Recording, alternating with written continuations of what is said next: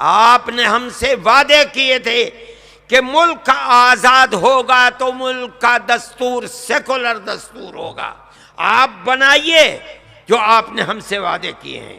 جمعیت علماء ہند کے اکابر کا اتنا مضبوط موقف تھا کہ گاندھی جی نے جان دے دی مگر جو وعدے کیے تھے ان سے نہیں پھرے، اور ملک کا دستور سیکولر دستور بن گیا۔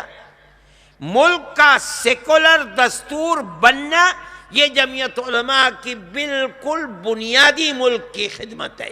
اگر ملک کا دستور سیکولر دستور نہ ہوتا تو یہ ملک کب کا تباہ ہو چکا ہوتا، یہ جوان نہیں ہو سکتا تھا، آج کے یہ حالات پیدا نہیں ہو سکتے تھے۔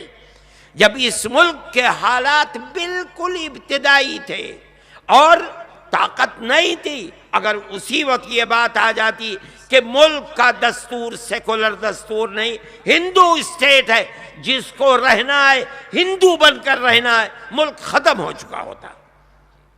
جمعیت علماء ہند اس وقت بھی سیکولر دستور کی محافظ تھی، انہی اکابر کا خون ہمارے جسم کے اندر بھی دوڑ رہا ہے، ہم بھی آج یہ سمجھتے ہیں اور بالکل صاف طریقے پر سمجھتے ہیں اگر ملک زندہ رہے گا سیکولر بنیادوں پر زندہ رہے گا، اور اگر ملک ہندو اسٹیٹ بنے گا پھر ٹکڑے ٹکڑے ہو جائے گا۔ مولانا ارشد مدنی، مولانا ارشد مدنی آگے بڑھو، لیکن مولانا ارشد مدنی آگے بڑھو، مولانا ارشد مدنی آگے بڑھو۔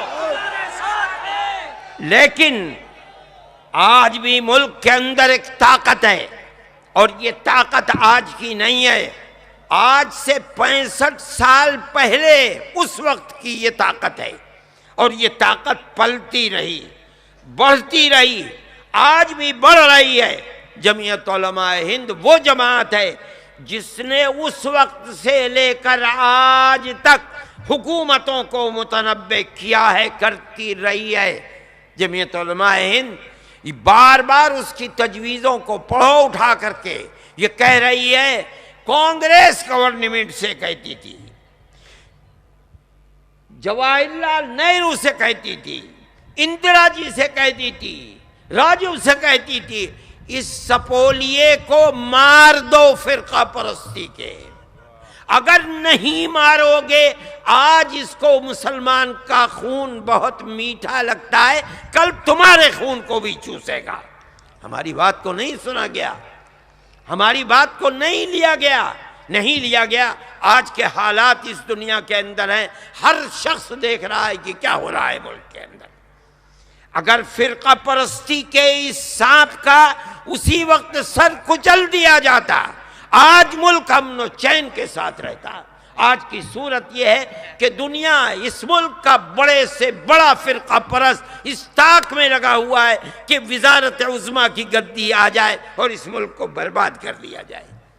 مولانا ارشد مدنی، ہم کہتے تھے مولانا ارشد مدنی، فرقہ پرستی مرد آباد، فرقہ پرستی مرد آباد، مرد آباد، مرد آباد، فرقہ پرستی مرد آباد۔